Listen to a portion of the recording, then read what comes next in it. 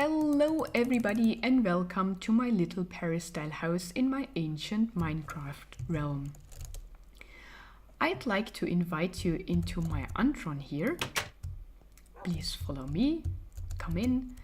I hope there's space for everybody. Make yourself comfortable, take some cookies and drinks if you like. There you go. And there's some cookies for you. There are more on the tables and in the shelves if it's not enough. And I'd like to entertain you for the next 20 to 30 minutes with an insight into my blog approach on ancient architecture. Let me throw in some nice music. There you go.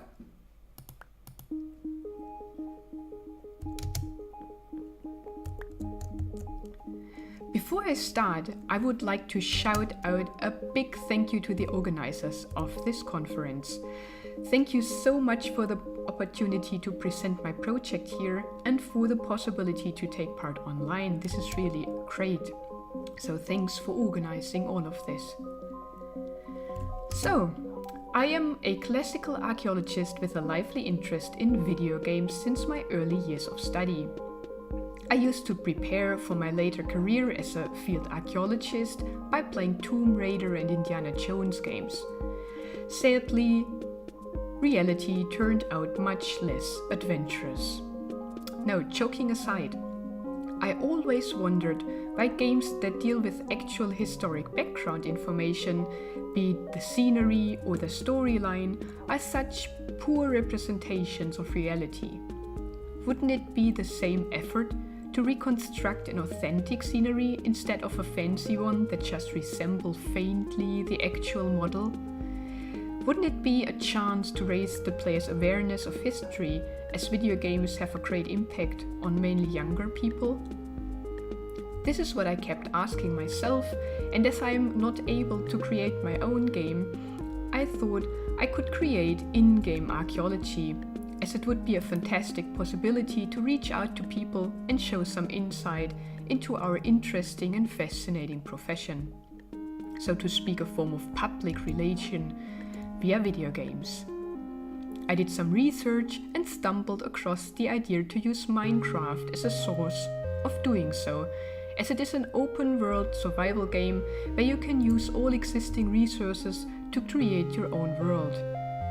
There have been numerous attempts already of building ancient buildings, namely temples, that are all amazing for sure, but don't take me wrong, none of them, as far as my research could find out, resemble their actual model. They are rather more or less fanciful variations of what the builder thought to be an ancient temple. And again, there's nothing wrong with that. But I challenged myself to build according to my profession a model of the Parthenon that should be as exact as possible. So off I went into a library to do some research. And this is what I did. I studied the basic of ancient architecture again, as the first semester was long ago and long forgotten. I looked at plans, layout and different reconstruction proposals of the Parthenon. I had a look into detail problems at the original building itself, because as it happens, I am in Athens in person at the moment, and this is also the reason why I chose the Parthenon as a model. Then I made myself familiar with the Minecraft mechanics by building this Paris-style house. The house itself is rather freestyle. As you can see easily, it's not authentic. There's a flat roof because the view from up there is so beautiful. And the adjacent rooms to the Paris style are not really in an ancient manner. Here I tried to resemble some or imitate some Pompeian style wall plaster, and I think in this room it went quite well, not so in the others although.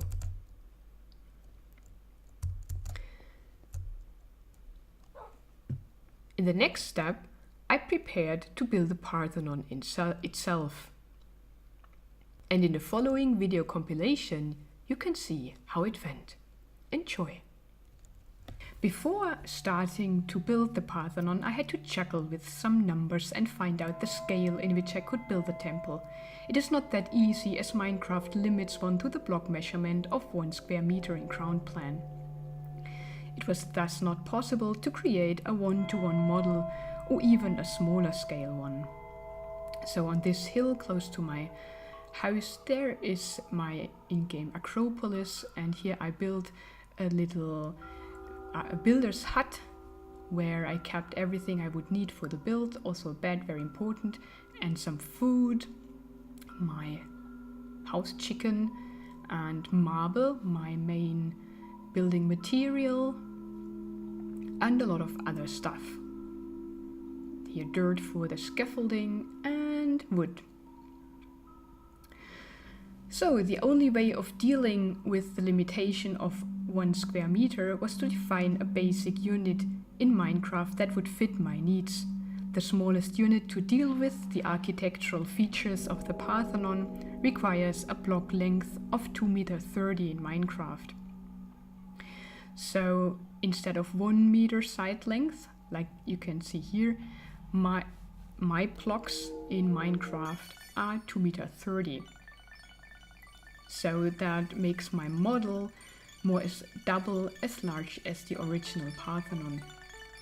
And as my character didn't grow together with my different size of blocks, the building looks quite enormous.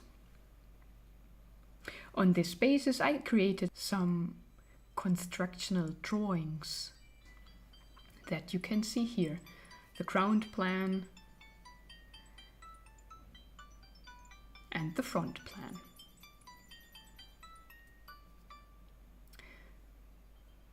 So this is the beginning of the first columns, and as it's a Doric order, there are no bases.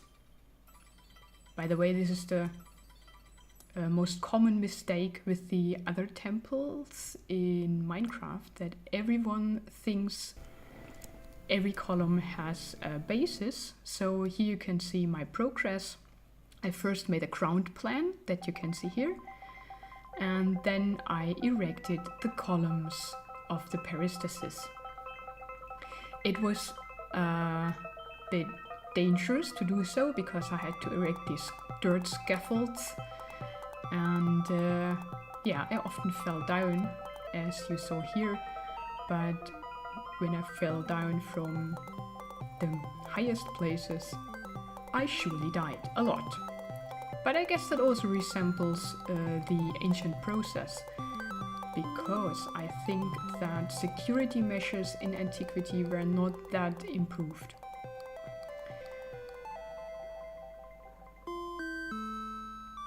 By the way, the whole idea was to document what I do via the videos, and then put them in the progress I would build on YouTube. And on the videos I planned to comment on ancient history that concerned the Acropolis itself in Athens and the Parthenon in particular. I did that for the first 10 episodes.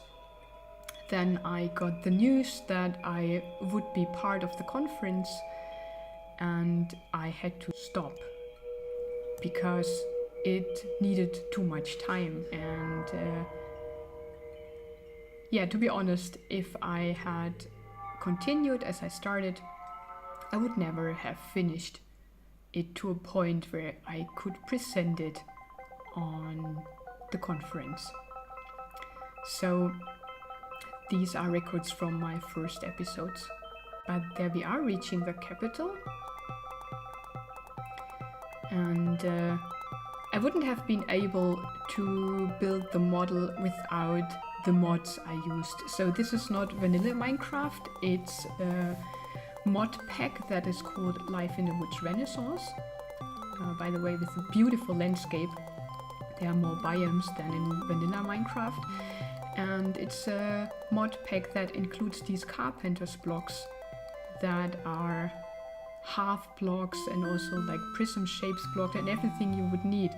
So by using these, I could imitate round structures. Of course, it's not round completely because every block in Minecraft is treated as a complete block, even half slabs and everything else. But at least it's not that block shaped. Otherwise my columns would be pillars, not columns at all. So these are the capitals. In Minecraft you always have to be very careful to light everything up. So my original plan was also to build the whole structure in survival mode as a kind of a let's play series, which was in the end not possible. Yeah, because I had to finish it. So the scaffold is getting deconstructed. And this is how the temple looked like with the columns. Then I built the metopes and triglyphs, and then the walls. And this is how it looked with everything to the roof part. So the metopes, here are some examples that I had to deal with the limitations of Minecraft itself. Of course you cannot build reliefs easily because there is not such a block. So I again used these carpenter blocks and a chisel, as you can see here, to try to imitate some of the reliefs of the triglyphs.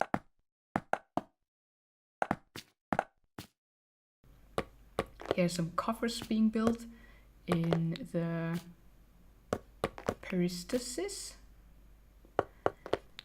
This was also very interesting because I first had to find out how to build them, but I guess this is a way you can do it. And yeah, again I had to use a lot of scaffolding with dirt, and this is how it looked with all the coffers done. And yeah, the weather was not always nice, but here it's sunny again. Last thing missing was the roof. So there we go, that's the last row of the roof.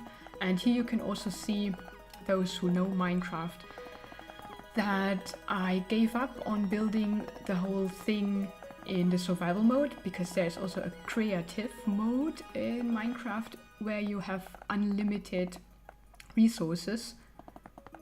You don't have to search for them and mine for them, and you can just use whatever you want to, and you can fly like you can see here.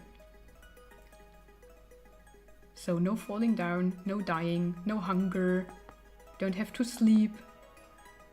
You can just build, and that's what I'm doing here.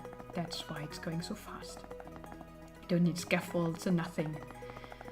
Yeah, I have to confess that I built maybe 70% in the end in the creative mode. But otherwise I couldn't have finished it. It was too big a project and I wasn't able to mine for all of the resources. After the roof was built, there were only two major things to do, and one of it is demolishing the side hut. This was a very, very satisfying moment that I want to share with you, because it meant that the building is finished, and it lasted a long time to build it. So I had a lot of fun ripping down that thing. So there it goes. And as it was the first thing I built close to the platform that I prepared for the temple, it was standing on the stylobate of the temple. So it had to go.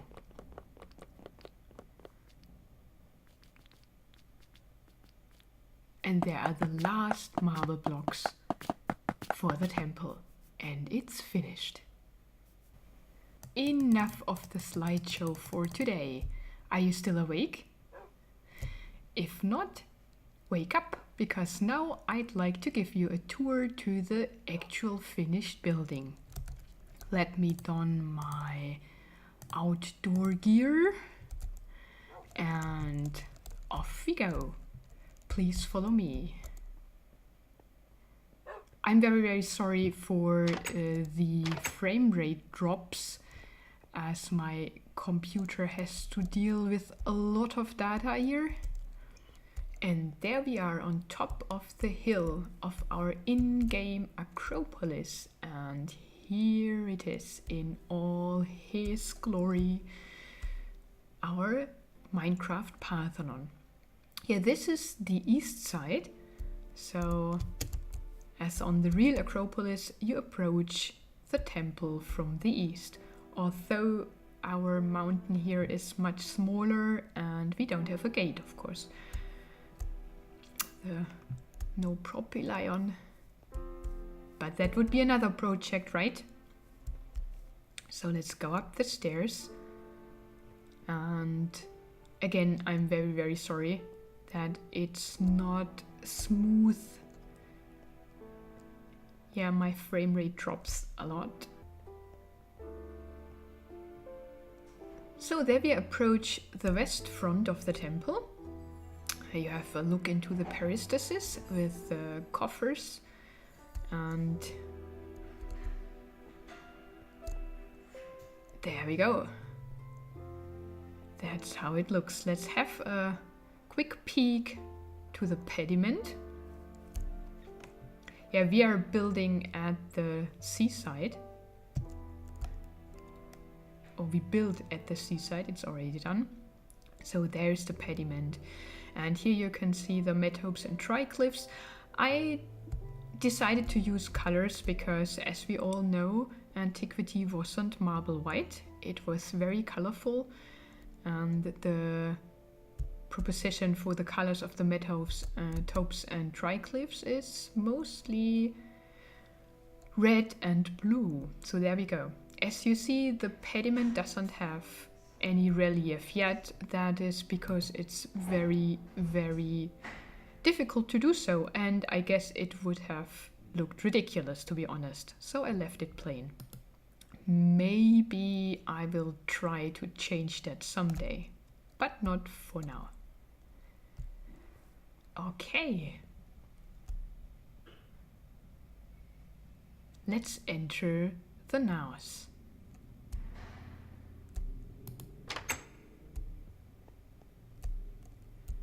There we are. I decided here to use the more recent reconstruction of the entrance to the naos by having the doors up to roof level or to coffer level. So there would be two massive wooden doors in here. I didn't build them because I don't know yet how I will do it, and for the conference I didn't have enough time to do so. And to have some light, there are these windows to the left and to the right of the door. So now we have nighttime. By the way, I'm using some shaders, so the simulation of day and night is quite nice. I like it a lot. This is the cellar. So we have 2 stories of Doric columns and a wooden roof with wooden coffers, and they have some depth because the layers of the wood, or the wood is in different layers. That's how I wanted to say it. And the coffers on the side here are a bit smaller. You can see the cellar is not yet finished, so there is one main object missing, and this is the statue, the cult statue of the Athena Parthenos. Yeah, I tried to hire Phidias for the job, but he didn't have time, so I was not lucky. He mumbled something of Olympia, and I don't know. He was also very expensive. He had this crazy idea to build the cult statue out of gold and ivory. Oh man, I mean, am I Croesus or what? Well, so there is no cult statue yet. And also the reconstruction of the pool is missing, because without a statue there can't be any other feature in here, right? So, but maybe I will get him for someday. Well, we will see. So that's how the cellar looks at night time. Let's have a quick peek under the roof. I have here 2 service stairs leading all the way up to the roof. We should be able to see enough. It should not be too dark, because as I said, I had to light up everything anyhow, otherwise there would be monsters in here. Yeah, now we are in between the roof and the coffers. Here, this is the actual roof. It is held by some massive oak beams, as you can see here. And there's also quite a bit to do here. These are the coffers from above, from the cellar, the big ones, and there are the side coffers. Yeah, that's how the roof looks like. All the way down.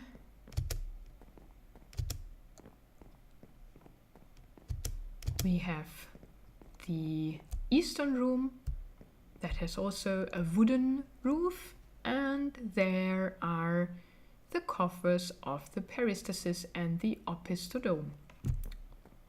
So let's run back quickly and down again on the other side.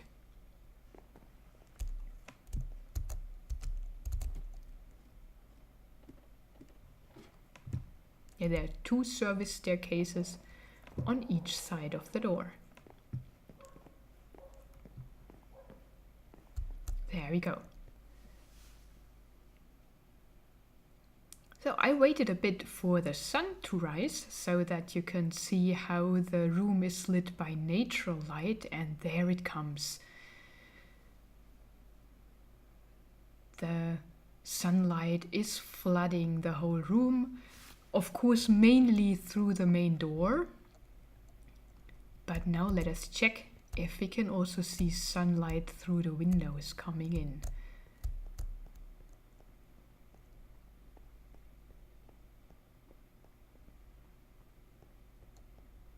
And now the shadows are fleeing, and it's getting slowly but steadily brighter and brighter. Yeah, that is how it looks like. I mean, it's still the sunrise, so now the sun is up to a level where we can see it in the whole room, and it's bright and nice. But now let's run to the east and have a look into the eastern room.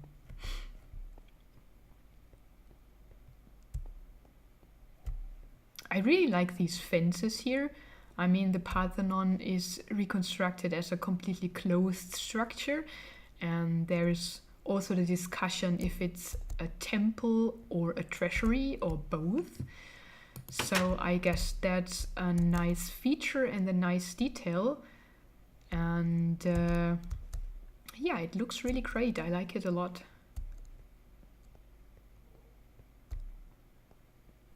So yeah, I mean, you can get a nice impression of the temple itself by walking across there, but there's still the question, why did I do this at all? I mean, one reason I already mentioned, I challenged myself. I wanted to know if it's possible, and I think it is.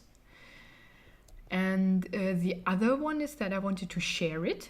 So I already said that too, as a form of public relations, because I think that our profession is one of the most beautiful and fascinating professions in the world, and I just want to share it in some way, and I chose that way.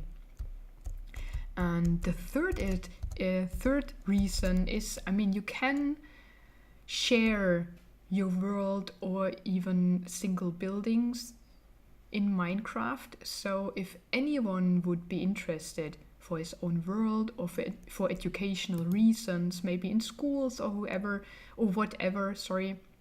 this would be a possibility to share and getting it online for download if someone would be interested.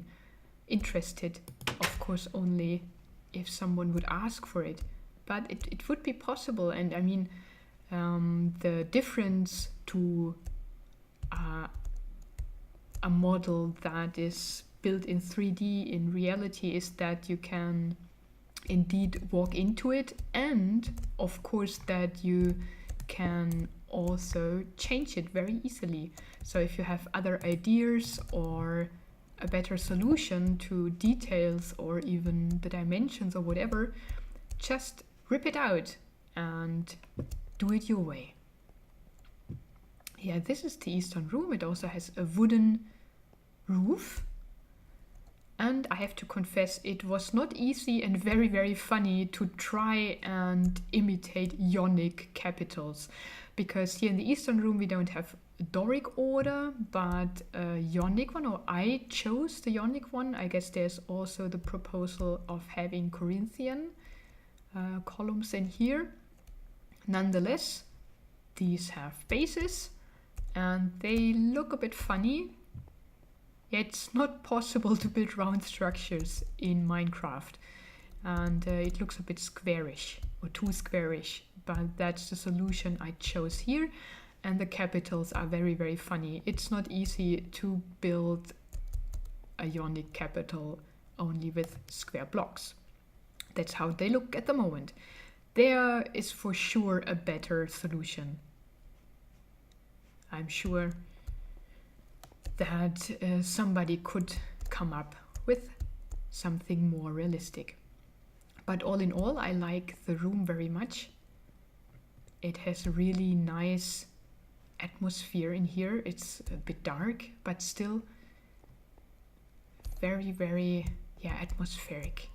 And of course you would have to imagine that it would be full of donations to Athena, whatever they might be. Yeah, maybe that would be another stage to try and build together with the cult statue some interior design. Another project. And here I chose for the doors the old reconstruction proposal with the fences above the door, so that the door would be not as high as on the other side and the light can flood in through this window.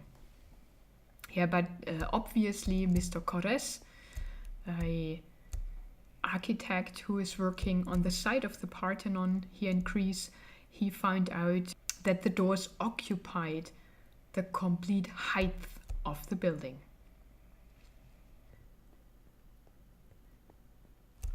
So let's close the doors that nobody breaks in.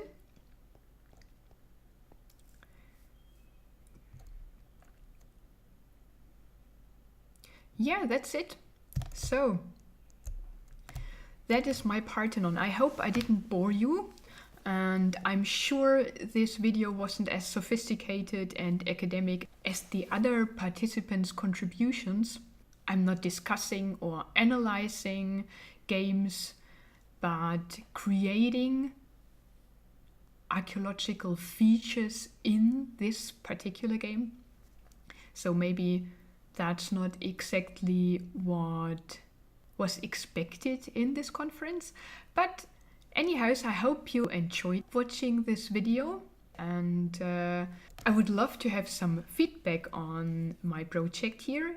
And I'm of course thinking to do other buildings too, but to be honest, a lot of effort and time is in this single building and I don't know to what extent I can do another one because I still have a life. But anyways, it was a lot of fun to do this build, and it was not only fun, but I did also refresh my knowledge on some basics and on some very interesting details concerning the Athenian Acropolis and the Parthenon itself. I did enjoy the building process, but I also enjoyed the technical aspect of it and putting all those thoughts in it and trying to find creative solutions for the difficulty to deal with a given measurement. Yeah, that's it from me. Thank you very, very much, and have a nice conference, everybody. Goodbye.